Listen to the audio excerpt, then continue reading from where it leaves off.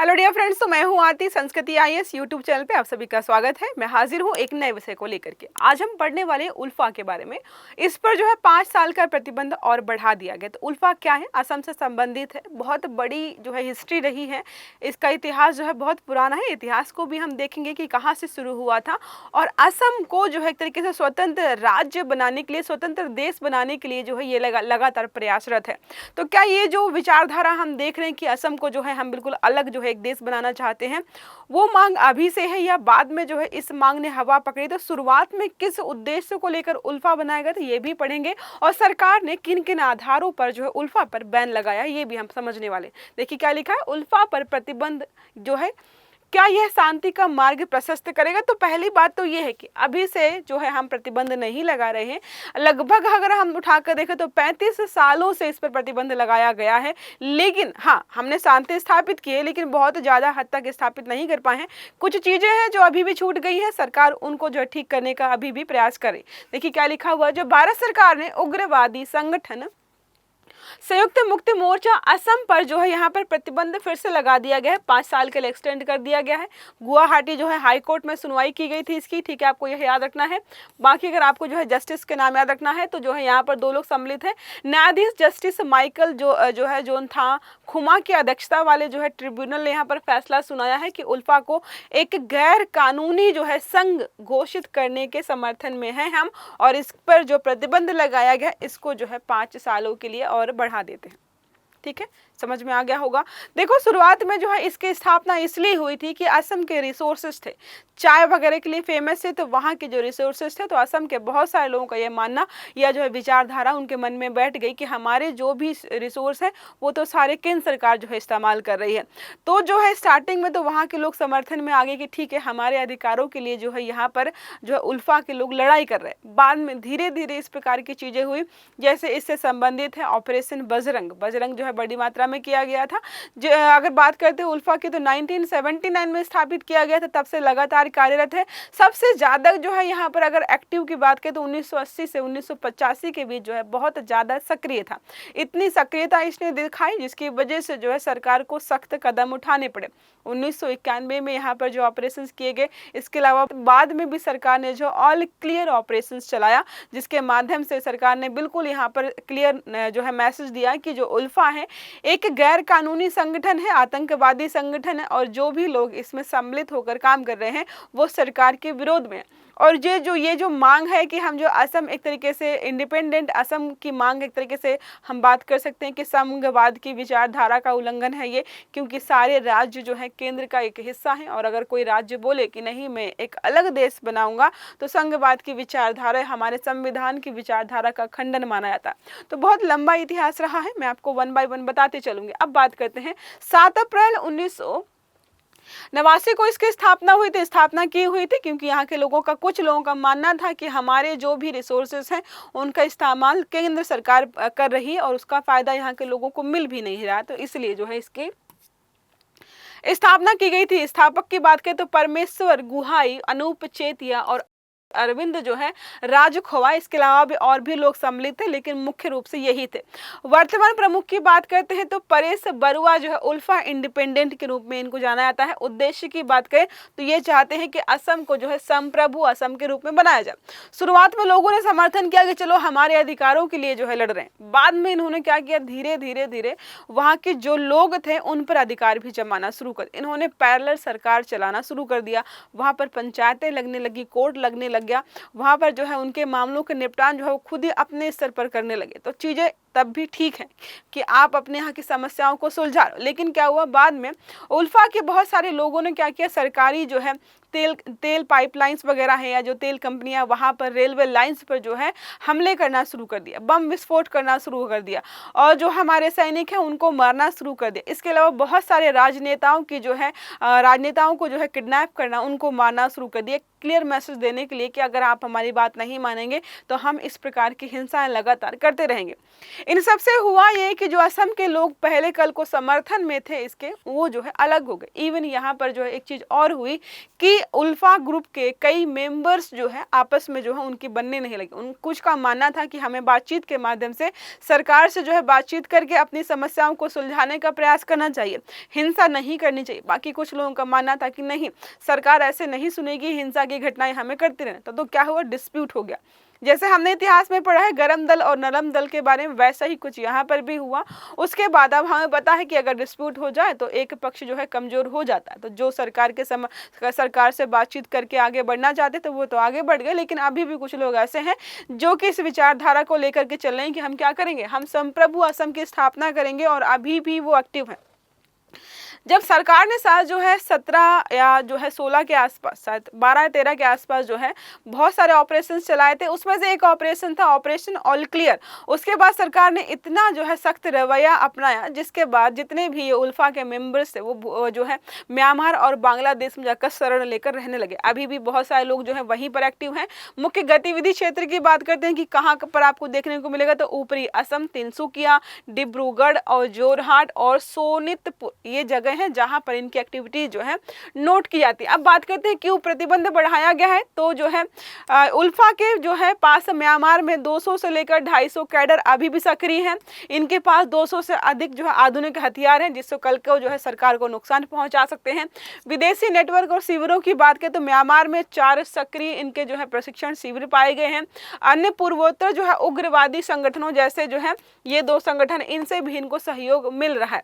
अब बात करते हैं हिंसक घटनाएं की, तो लगातार जो है समय के साथ बहुत सारी हिंसक घटनाएं हुई। देखिए यहाँ पर जो है सुरक्षा बलों पर हमला करना, विस्फोट करना, जबरन वसूली करना, अपहरण करना, ये सारे किए गए। जब ये सारा इनका मामला चल रहा था तो बीच में उल्फा के मेंबर्स क्या करते थे, जो चाय बागान के मालिक हैं, जो तेल कंपनियों के मालिक हैं, जो भी रिसोर्सेस है जहाँ से जो है लोग पैसे कमा रहे, उनसे जो है पैसे वसूलना भी शुरू किया था। अब वो चीज़ अभी भी यहाँ पर चल रही है। पिछले 5 वर्षों में 56 कैडर गिरफ्तार किए गए हैं, 177 समर्थक पकड़े गए हैं और 63 कैडर्स ने क्या किया है, आत्मसमर्पण भी किया है।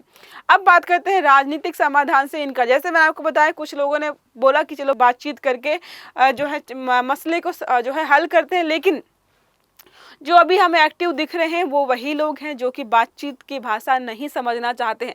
उल्फा 1 अभी भी जो है संप्रभु असम की मांग कर रहे हैं और हथियार बंद संघर्ष इन्होंने अभी भी जारी कर रखा है। अब बात करते हैं किस अधिनियम के तहत इनको प्रतिबंधित किया गया है। तो यूएपीए के बारे में आपने पढ़ा होगा, क्या होता है न्यायिक प्रक्रिया। तो अनलॉफुल जो है प्रिवेंशन एक्टिविटीज या अनलॉफुल एक्टिविटीज प्रिवेंशन हमारा एक्ट जो है 1967 का, इसके तहत जो है इसको क्या किया गया है, एक जो है गैर कानूनी संघ या जो है आप जो है एक तरीके से आतंकवादी संघ के रूप में इसको घोषित किया गया। तो न्यायिक ट्रिब्यूनल का गठन किया गया यूएपीए की जो है धारा 4 के तहत जो है इसको किया गया है। साथ ही जो है यहाँ पर संगठन को प्रतिबंधित भी इसी आधार पर किया गया है। ट्रिब्यूनल ने जो है सरकार द्वारा प्रस्तुत दस्तावेज सबूतों के आधार पर ही किया। देखो ट्रिब्यूनल ने जो यहाँ पर प्रतिबंध लगाया है, तो सरकार ने जो दस्तावेज प्रस्तुत किए हैं, जो हमारे यहाँ पर नियम कानून है, उनके तहत ही इस प्रकार की चीजें हुई हैं। अब बात करते हैं उल्फा के प्रभाव और चुनौतियां। इसके प्रभाव क्या है, यहाँ पर जो है आंतरिक सुरक्षा का मामला आ जाता है। जाहिर सी बात है कि वहाँ पर लगातार जो है उपद्रव होता है या फिर जो है हिंसात्मक घटनाएं होती है, तो आंतरिक सुरक्षा का मामला आता है। सीमावर्ती क्षेत्रों में हमेशा अस्थिरता रहती है, विकास बाधाएं होती हैं बहुत सारी। तो पूर्वोत्तर में जब भी कोई परियोजना हम लागू करना चाहते हैं, खासकर आसाम में, तो कई बार देखते हैं कि ये लोग क्या करते हैं, वहां पर कोई न कोई ऐसी दुर्घटना कर देते हैं जिसकी वजह से लोग निवेश भी नहीं करते हैं और विलंब भी हो रहा है, मानवाधिकारों का उल्लंघन भी हो रहा है दोनों पक्षों द्वारा। देखो उग्रवादी और सुरक्षा बल दोनों के जो है यहाँ पर मानवाधिकारों का उल्लंघन होता है। राष्ट्रीय एकता को चुनौती दे ही रहे हैं। क्यों वो बोलते हैं हम संप्रभु असम हमें चाहिए, जो कि हमारे संघीय व्यवस्था के खिलाफ दिखाई देता है। तो ये सारी चुनौतियां हैं जो कि हमें उल्फा की वजह से देखने को मिल रही है।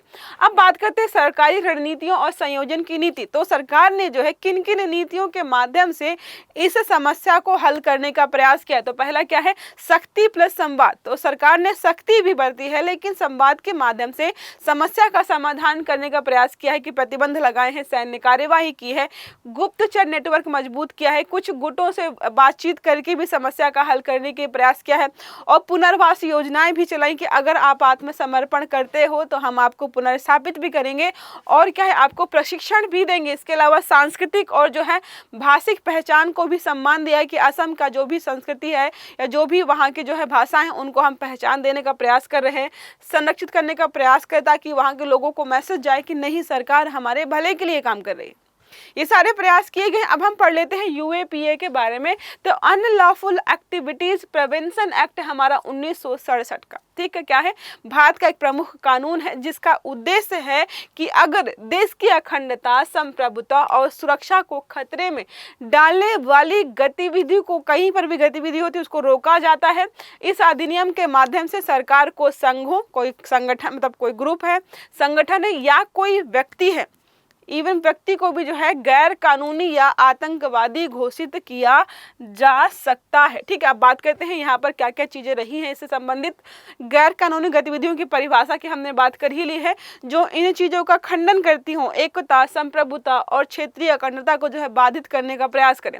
व्यक्ति और संगठन पर प्रतिबंध 2019 में संशोधन करके किसी व्यक्ति को जो है आतंकवादी या जो है गैर कानूनी व्यक्ति के रूप में घोषित करने की बात की गई है। ठीक है, इसके पहले सिर्फ और सिर्फ संघों की ही बात होती थी।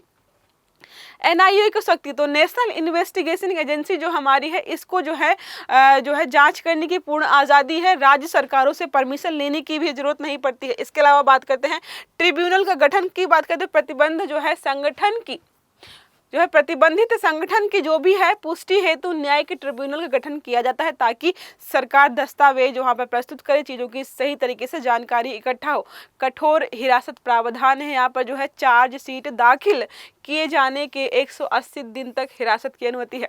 90 से 180 दिन तक जो है हिरासत में रखा जा सकता है। जमानत की कठिन प्रक्रिया है, तो जो हमारा नेचुरल कानून हमारा यहाँ पर है ना, कि सामान्य कानून हमारा क्या कहता है, अभियुक्त को जो है यह सिद्ध करना होता है कि आरोप गलत है। मतलब जो भी व्यक्ति गिरफ्तार किया गया है उसकी जिम्मेदारी बनती है कि वो अपने आप को निर्दोष साबित करे, जबकि नॉर्मल यह होता है कि सरकार को ये सिद्ध करना होता है कि व्यक्ति दोषी है, उसको हम निर्दोष मान के चलते। तो नेचुरल जो हमारे यहाँ पर प्रोसीडिंग से थोड़ा सा यहाँ पर अलग उसको रखा गया है। अब बात करते हैं प्रमुख संशोधन। 2004 में आतंकवादी गतिविधियों को जो है अधिनियम में जोड़ा गया। ठीक है, 2008 में क्या किया गया, मुंबई हमले के बाद जो है एनआईए की स्थापना की गई। हुआ ये कि 2008 में जो मुंबई हमला हुआ उसके बाद सरकार को ये फील हुआ कि हमारे यहाँ पर जो भी जांच एजेंसियां हैं शायद बेहतर तरीके से काम नहीं कर पा रही हैं, इसलिए जो एनआईए की स्थापना 2008 में की गई। 2012 की बात करते हैं तो आतंकी फंडिंग या फिर सहयोग को अपराध की श्रेणी में भी ला दिया गया कि अगर कोई व्यक्ति आतंकी फंडिंग करता है या सहयोग करता है तो वो भी आतंकवाद की श्रेणी में लाया जाएगा। और मोस्ट इंपोर्टेंट 2019 का है जो कि लेटेस्ट हमारा है, यहाँ पर क्या किया गया, सरकार जो है व्यक्तियों को भी अब आतंकवादी घोषित कर सकती है। ठीक है, तो मोस्ट इंपोर्टेंट पहले क्या था, व्यक्तियों को आतंकवादी घोषित करने का अधिकार नहीं था, सिर्फ और सिर्फ संस्थानों संगठनों को ही हम आतंकवादी घोषित कर सकते थे। तो इस जो है यूएपीए में क्या क्या बदलाव किए गए हैं ये भी हमने देख लिया है। तो एक प्रश्न हमारा इसी संबंधित है, यूएपीए अधिनियम का मुख्य उद्देश्य क्या है। आर्थिक अपराध को रोकना, दूसरा है चुनाव सुधार लाना, या तीसरा है देश की एकता और अखंडता की रक्षा करना, और चौथा विकल्प हमारा क्या कहता है, शिक्षा नीति को लागू करना। तो आपको इसका सही आंसर जो है कमेंट बॉक्स में देना है। आई होप ये आर्टिकल आपको समझ में आया होगा। अगर क्लास अच्छी लगी है तो क्या करना है, वीडियो को लाइक करना है, चैनल को सब्सक्राइब करना है और बेल आइकन दबाना है ताकि इस प्रकार के जितने भी आर्टिकल्स है वो सारे आपको समय पर मिलते रहें। तो अच्छे से पढ़िएगा। Have a good day. Thank you.